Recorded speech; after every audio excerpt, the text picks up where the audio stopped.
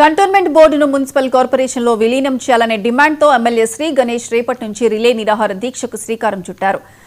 కార్ఖానాలోని అంబేద్కర్ విగ్రహం దగ్గర చేపట్టనున్న ఈ దీక్షకు సంబంధించిన గోడ పత్రికను ఆయన ఆవిష్కరించారు. కేంద్రం దిగొచ్చి కంటోన్మెంట్ బోర్డును మున్సిపల్ కార్పొరేషన్ లో విలీనం చేసేంత వరకు తన పోరాటం ఆగదని స్పష్టం చేశారు. అవసరమైతే ఢిల్లీ స్థాయిలో కూడా పోరాటం చేస్తామని చెప్పారు.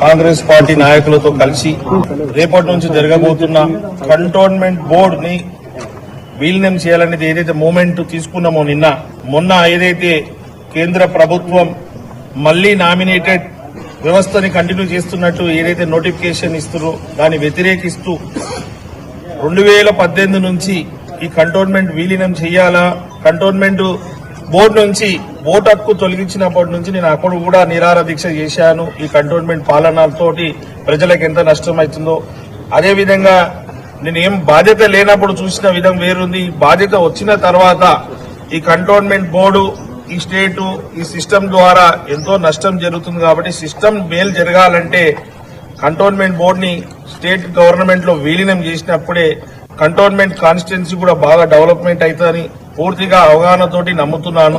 అదే కాకుండా ఏ వ్యవస్థలైనా కూడా ఎక్కడైనా బోర్డు ఎలక్షన్లు కావచ్చు, కార్పొరేషన్ ఎలక్షన్ కావచ్చు, సర్పంచ్ ఎలక్షన్ కావచ్చు, మున్సిపల్ ఎలక్షన్స్ కావచ్చు, ఎలక్షన్లు జరగాలి స్థానిక సంస్థలు. అలాంటిది గత 6 సంవత్సరాల నుంచి ఎలక్షన్ పెట్టాక ఓన్లీ నామినేటెడ్ వ్యవస్థను కంటిన్యూ చేయడం మేము వ్యతిరేకిస్తూ, ఈ వ్యవస్థని వ్యతిరేకిస్తూ ఖచ్చితంగా ఇది విలీనం చేసి కార్పొరేషన్ లో 3-4 నెలల్లో ఎలక్షన్ అవుతుంది. కాబట్టి అదే మాదిరిగా కార్పొరేషన్ ఎలక్షన్ కావాలని మేము ఒత్తిడి పెట్టి వారు కూడా దిగి రావాలని ఇది ఒక డిమాండ్ మీద మేము రేపటి నుంచి నిరంతరం, రేపు ఫస్ట్ రోజు కాబట్టి 10 గంటల నుంచి నిరాహార దీక్ష స్టార్ట్ అవుతుంది.